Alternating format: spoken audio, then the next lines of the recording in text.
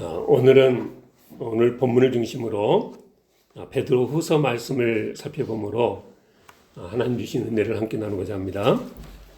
베드로 하면 늘 혈기왕성한 젊을 때의 모습이 주로 떠오릅니다. 갈릴리 바닷가에서 주님께서 제자로 부르실 때의 그 베드로, 풍랑이는 바다 위로 뛰어내렸던, 그래서 주님께 걸어갔던 그 베드로, 또 말고의 길을 칼로 베었던 베드로, 주님 공생의 기간 동안 젊었을 적의 베드로의 모습이 주로 생각이 납니다. 근데 오늘 베드로후서를 보니까 전혀 다른 모습입니다. 어느덧 나이 들어서 조만간 이 세상을 떠나갈 것을 생각하고 있는 베드로입니다. 12절에 그러므로 너희가 이것을 알고 이미 있는 진리에 서 있으나 내가 항상 너희에게 생각나게 하려 하노라. 내가 이 장막에 있을 동안에 너희를 일깨워 생각나게 함이 옳은 줄로 여기노니 이는 우리 주 예수 그리스도께서 내게 지시한 것 같이 나도 나의 장막을 벗어날 것이 임박한 줄을 알미라. 내가 힘써 너희로 하여금 내가 떠난 후에라도 어느 때와 어느 때나 이런 것을 생각나게 하려 하노라. 그러니까 이게 13절 14절에 보니까 장막이라는 말이 계속 나오는데, 킹제임스 버전에서는 태버너클이라고 했고 NIV에서는 텐트라고 했습니다. 그러니까 회막이라고도 번역했고 그냥 텐트라고도 했는데, 우리 새번역 성경에서는 이걸 육신의 장막이라 그렇게 좀 의역을 했습니다. 그리고 이제 공동번역 성경에서는 13절 14절을 아예 이렇게 번역했는데, 내가 이 세상에 살아있는 동안은, 또 14절에서는 내가 이 세상을 떠날 때가 멀지 않았다는 것을 알고 있기 때문이다, 이렇게 번역을 했습니다. 우리 흔히 하는 말에 세월 앞에 장사가 없다 하는데, 이 말은 베드로에게도 동일하게 해당되는 말이어서 그렇게 에너지가 넘쳤던 베드로, 어떻게 보면 혈기왕성했던 베드로였는데, 그런 베드로가 이제 이 세상을 떠날 준비를 하고 있다는 것입니다. 14절에 이는 우리 주 예수 그리스도께서 내게 지시하신 것 같이 나도 나의 장막을 벗어날 것이 임박한 줄을 알미라.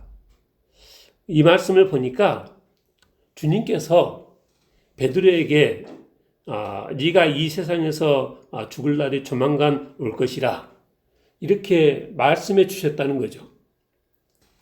그래서 생각나는 것이, 장차 어떻게 죽을 것인에 대해서 하나님께서 모세에게도 그렇게 말씀하신 이 기억이 납니다. 신명기 34장 한번 펴보십시오. 34장 4절에 여호와께서 그에게 이르시되 이는 내가 아브람과 이삭과 야곱에게 맹세하여 그의 후손에게 주리라 한 땅이라. 내가 네 눈으로 보게 하였거니와 너는 그리로 건너가지 못하리라 하시매. 5절 이에 여호와의 종 모세가 여호와의 말씀대로 모압 땅에서 주고 백볼 맞은편 모압 땅에 있는 골짜기에 장사되었고 오늘까지 그에 묻힌 것을 아는 자가 없느니라. 사람의 앞날을 미리 내다보신 하나님께서 당신의 사랑하신 종 모세에게 그의 죽음에 대해서 미리 알려주시는데, 시간이 지나고 나서 보니까 하나님 말씀하신 그대로 되었다는 것입니다. 그리고 하나님의 이런 정하신 뜻에 하나님의 종 모세는 군말 없이 순종하더라는 것입니다.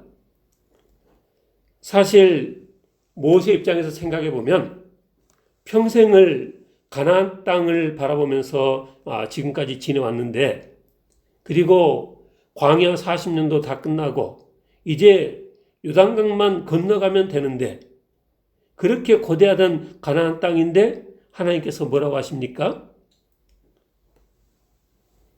이것은 내가 아브라함과 이삭과 야곱에게 맹세하여 그 후손에게 주리라 한 땅이라 내가 네 눈으로 보게 하였거니와 너는 그리로 건너가지 못하리라.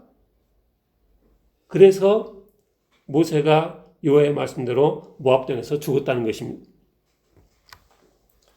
하나님께서 그나마 모세를 생각해서 하나님의 능력으로 요단강 건너편에서 가나안 땅을 다 볼 수 있게는 해주셨다.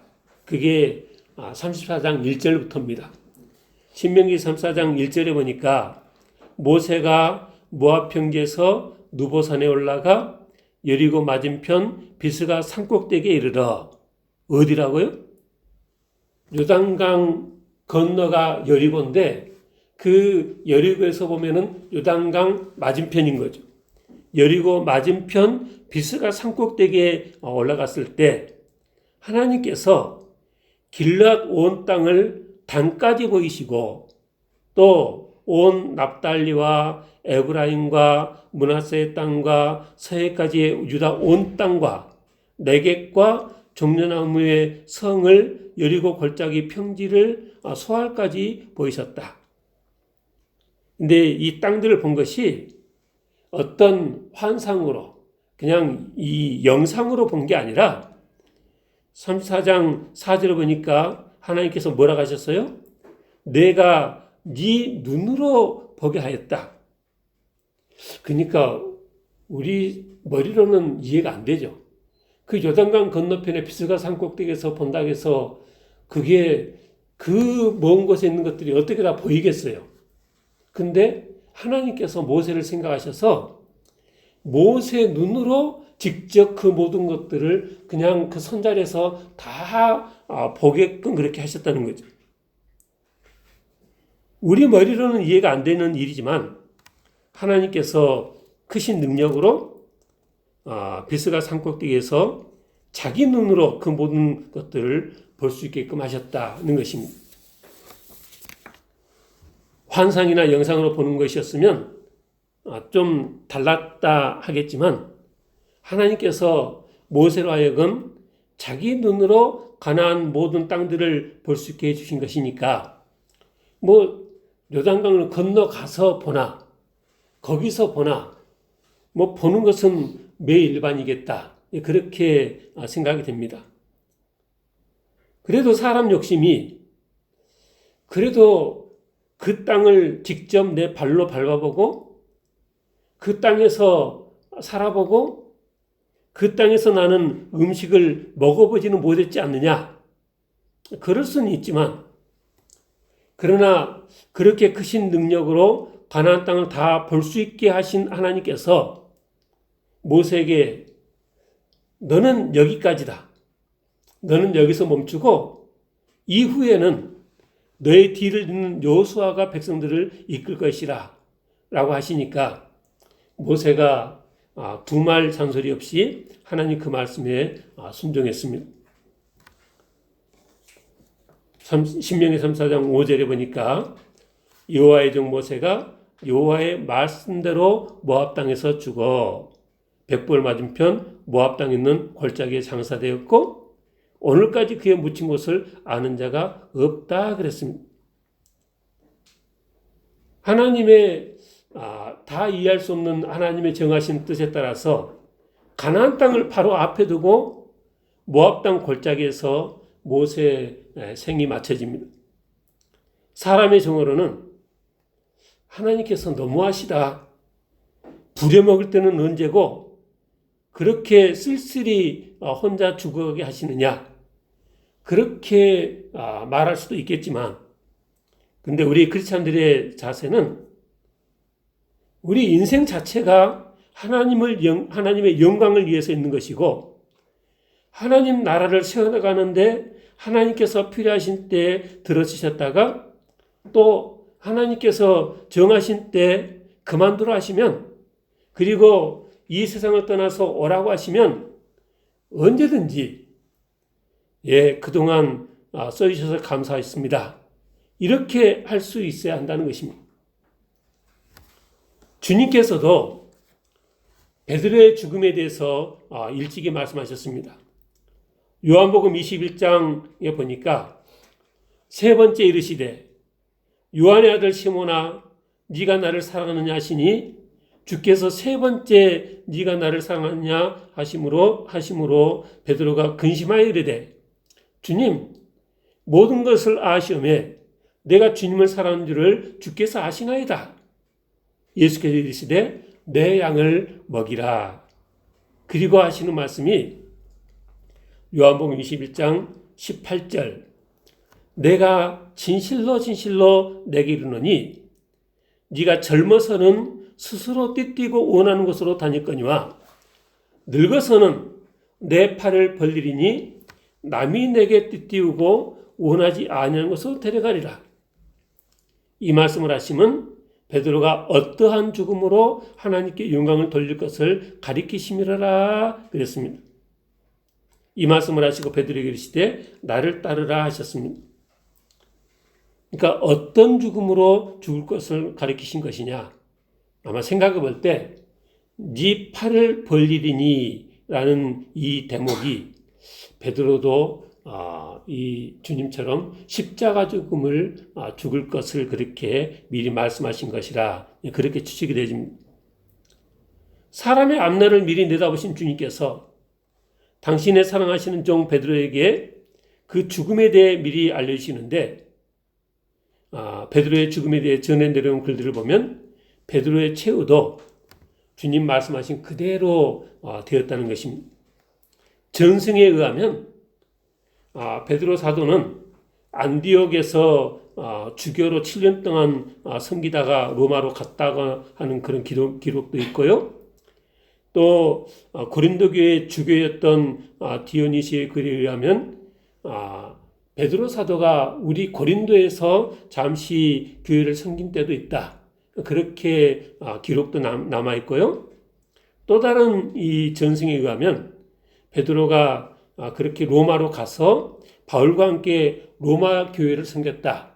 그런 기록도 있습니다. 로마의 클레멘스의 고린도인들에 보낸 편지라는 글에 보면 베드로가 어떤 죽음으로 죽었는가 이 글을 썼는데 클레멘스의 글입니다. 우리 시대에 가까운 예를 듭시다. 교회의 가장 독실하고 정의로운 기둥들이 박해받아 비참하게 죽었고 사도 베드로가 많은 고통을 당하고 순교했으며 바울도 마찬가지로 순교했습니다. 또한 수많은 사람이 그 뒤를 이었으며 여자들도 영광의 최후를 마친 사람이 많습니다. 엄호간 이 로마의 기독교 박해 시대에 교회를 섬기고 하나님을 믿다가 베드로도 바울도 많은 성도들이 그렇게 순교의 죽음을 죽었다는 것입니다. 우리가 인정하지 않는 외경 베드로 행전에 보면 우리가 그 영화로 잘 아는 쿠오바디스 이야기가 나옵니다. 너무나 박해가 심해지니까 로마교회 성도들이 베드로에게 잠시 좀 피하시라. 그래서 베드로가 성도들의 말에 그 로마 성을 빠져나오기로 하고 이제 로마 성을 빠져나온 거죠. 그래서 아피아 이 도로를 걸어가고 있는데 거기서 마주오시는 분이 주님이신 거죠. 그래서 베드로가 쿠오바디스 도미네 하고 물었다는 거죠. 주님 어디로 가십니까? 그러니까 주님께서 내가 십자가에 못 박혀 죽으려고 로마로 가는 길이다. 아니 다시 못 박히시는 말씀이십니까? 그러자 그래 베드로야 나는 다시 십자가에 못 박힐 것이다. 주님의 그 말씀에 베드로가 정신이 번쩍 들어서 다시 로마로 갔고 성도들에게 내가 길에서 주님을 그렇게 만나서 여차여차하게 이렇게 다시 오게 됐다. 그리고 로마 군인들에게 체포돼서 십자가에 죽는데 내가 어떻게 주님처럼 똑같은 모습으로 죽을 수 있겠느냐. 해서 나는 거꾸로 뒤집어서 매달아 달라 해서 거꾸로 매달려서 십자가에 죽음을 죽었다. 이런 이야기가 전해오고 있습니다. 그런데 이런 베드로의 죽음에 대해서 주님께서 이미 요한복음 21장 주님께서 부활로 승천하시기 전에 그렇게 말씀을 다 해주셨다는 거죠. 늙어서는 네 팔을 벌리리니 남이 내게 띠띠우고 원하지 아니한 곳으로 데려가리라. 그 말씀 그대로 베드로가 이 체포돼서 십자가의 최후의 죽음을 맞이하게 되는 것입니다. 보통 우리는 아끼는 사람, 사랑하는 사람의 일생이 평안하고 또 죽을 때도 평안하게 죽기를 바랍니다. 욕심 사납게도 9988, 234, 99세까지 팔팔하게 하고 싶은 거 다 하고 살다가 남들은 여기저기 아파서 하는 고생도 안 하고 잘 살다가 죽기 전에 딱 2, 3일만 아프다 죽기를 다들 바랍니다. 근데 주님께서는 당신이 가장 사랑하시는 제자 베드로가 순교의 죽음을 죽는 것을 막으려 하지 않으셨습니다.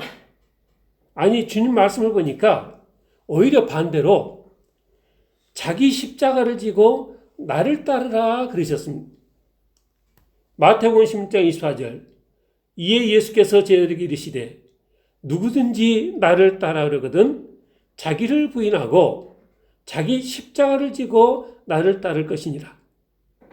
누구든지 제 목숨을 구원하고자 하면 잃을 것이요 누구든지 나를 위하여 제 목숨을 잃으면 찾으리라.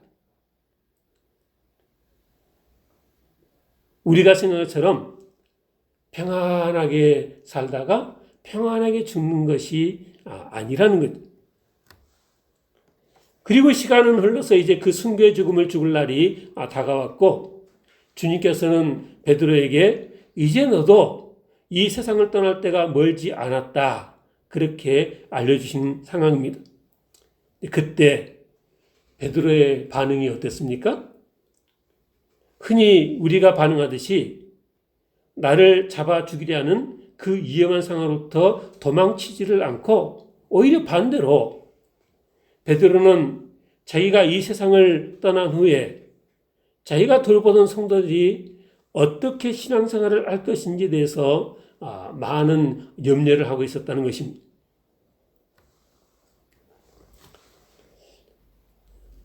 베드로의 그 시간들을 생각해 보니까 나도 이제는 그런 생각을 하고 살아야 하는 나이구나 그런 생각을 했습니다. 늘 함께 할 것만 같았던 양가 부모님께서 돌아가신 것도 이미 오래고 손이 처남도 또 친한 친구도 이 세상을 떠난 지 이미 오래됐습니다. 그러니까 요즘은 뭐 평균 수명이 많이 늘어서 아직은 아니어 보이지만 그러나 주님께서 오라 하시면 언제든지 떠날 수 있는 준비가 항상 되어 있어야 한다. 그런 생각을 해보게 됩니다. 곧 이 세상을 떠나갈 것으로 생각하는 베드로에게 가장 당면한 문제는 자기가 섬겼던 성도들이 믿음을 지키며 신앙생활을 잘 이어갔으면 하는 그런 마음이었습니다. 그래서 이 편지를 통해 다시 일깨워 그들이 항상 잊지 않고 늘 생각하며 살았으면 하는 것이었습니다. 그래서 그들이 이미 알고 있지만 다시 한번 이걸 말해서 늘 생각나게 하고 싶었다는 것입니다. 우리 다시 베드로후서 1장으로 넘어가 보겠습니다. 베드로후서 1장 3절에 그의 기이한 능력으로 생명과 경건에 속한 모든 것을 우리에게 주셨으니 이는 자기의 영광과 덕으로서 우리를 부르신 이를 알므로 말미암음이라. 이로써 그 보배롭고 지극히 큰 약속을 우리에게 주사 이 약속으로 말미암아 너희가 정욕 때문에 세상에서 썩어질 것을 피하여 신성한 성품에 참여하는 자가 되게 하려 하셨느니라. 지극히 큰 약속을 주셔서 우리로 하여금 신성한 성품에 참여하는 자가 되게 하셨는데, 그러니까 너희가 더욱 힘써서 5절 너희 믿음의 덕을, 덕의 지식을, 지식의 절제를, 절제의 인내를, 인내의 경건을, 경건의 형제우애를, 형제우애에 사랑을 더하라. 이런 것이 너에게 있어 흡족한 즉 너희로 우리 주 예수 그리스도를 알기에 게으르지 않고 열매 없는 자가 되지 않게 하려니와, 이런 것이 없는 자는 맹인이라 멀리 보지 못하고 그의 예죄가 깨끗하게 된 것을 잊었느니라. 그러므로 10절 형제들아 더욱 힘써 너희 부르심과 택하심을 굳게 하라. 너희가 이것을 행한 즉 언제든지 실족하지 아니하리라. 이같이 하면 우리 주 곧 구주 예수 그리스도의 영원한 나라에 들어갈을 너희가 넉넉히 너희에게 주시리라 그랬습니다. 그들이 이런 내용을 몰라서가 아니라 그것이 그렇게 중요하다는 것을 다시 한번 더 강조하고 싶었다는 것입니다. 그 사람이 어떤 사람이냐 하는 것은 그 사람이 죽을 때 어떤 모습으로 죽느냐, 마지막 죽을 때 무슨 생각을 하며 무슨 말을 남기느냐를 보면 그래도 어느 정도 정확하게 보여질 것으로 생각하는데, 베드로는 주님께서 네가 이 세상을 떠나는데 얼마 남지 않았다 이렇게 말씀하시니까 자신의 영적인 자녀들을 영적으로 단단히 무장시켜 놓을 생각으로 가득 찼었다는 것입니다. 우리는 어떻습니까? 만일 주님께서 이제 살 만큼 살았으니 주변을 정리하고 내게로 오라 하시면 그 마지막 시간을 들여서 해야만 하는 일이 무엇입니까? 마지막에 생각나는 일이 무엇입니까? 저는 개인적으로 제 자녀들이, 형제들이, 또 우리 성도들이 더 아름다운 믿음이 되어지고, 그래서 자자손손 아름다운 믿음의 대를 이어갔으면 하는 것이 유일한 소원입니다. 베드로는 자기가 한 이 모든 이야기는 어디서 지어낸 이야기가 아니라 친히 두 눈으로 보고 들었던 확실한 것들이라 하면서 변화산 이야기를 꺼냅니다.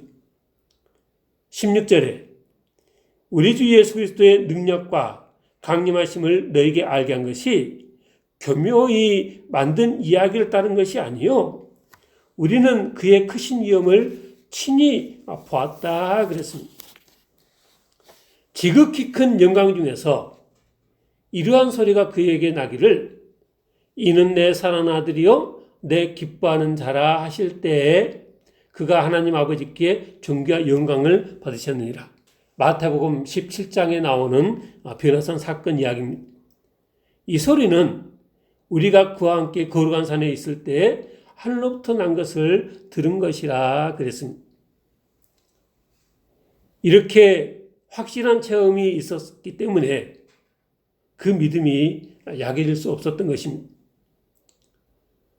성도들 중에는 이런저런 일로 믿음이 흔들리는 성도도 있겠지만 확실한 체험 신앙이었던 베드로에게는 그런 이 환난과 핍박이 고난이 전혀 문제가 되지 않았다는 것입니다.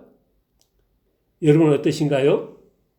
처음 믿음 그대로, 처음 확신 그대로입니까?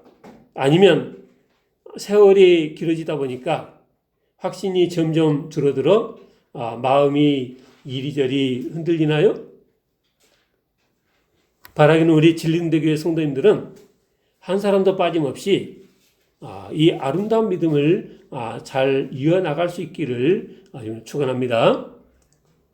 근데 그런 믿음이 되는 것이 베드로처럼 변화산 사건을 직접 경험한 베드로처럼 그렇게 확실한 체험이 있어야 되는 것만은 아니다.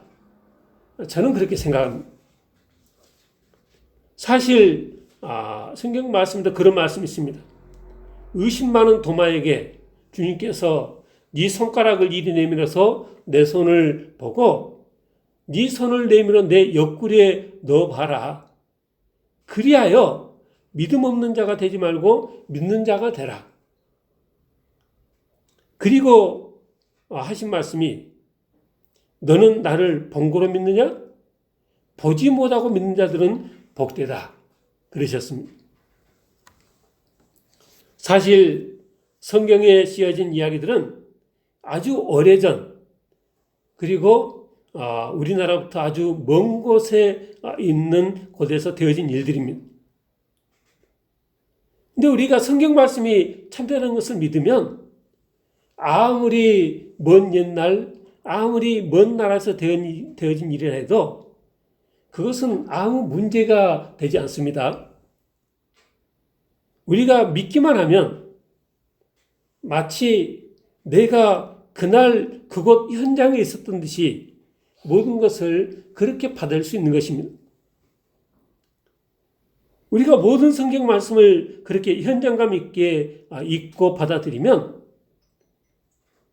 내 상황이 좀 힘들어지고 내 건강이 좀 어려워진다고 해서 그것 때문에 믿음이 흔들리겠습니까?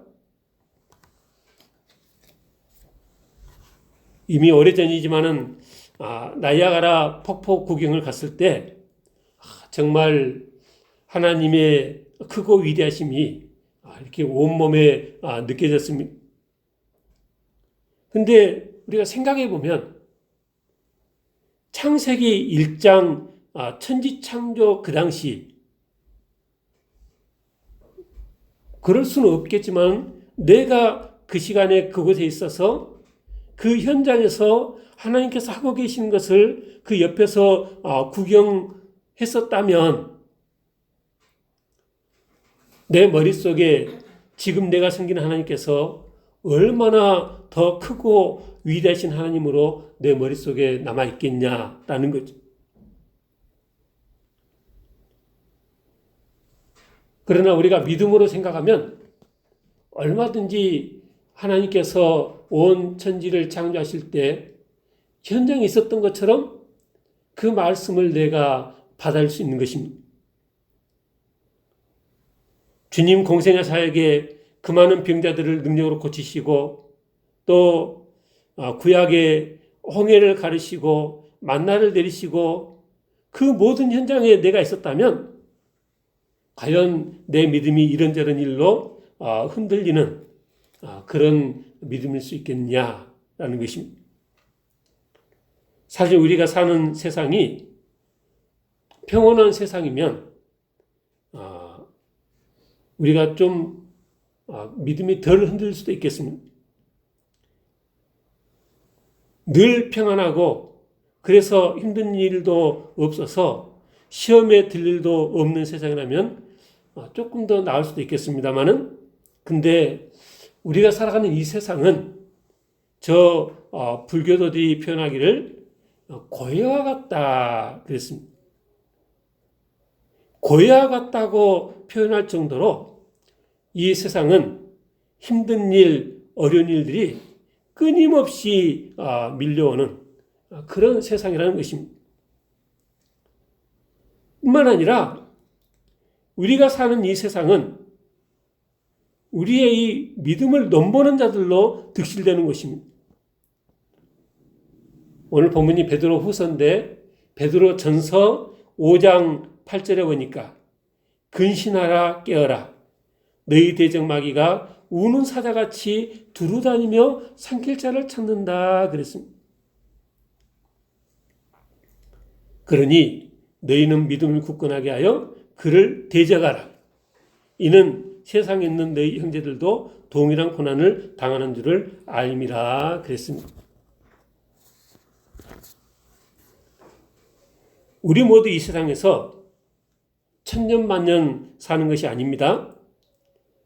언젠가는 주님 오라 하시면 다 놔두고 가야 하는데 만일 주님께서 2025년 이제 한 달 남았는데 한 달만 살고 이제 끝내고 오너라 하시면 우리는 뭘 정리해야겠다는 생각이 드십니까? 뭘 더 이 시간을 들여서 해야 되겠다고 생각하십니까?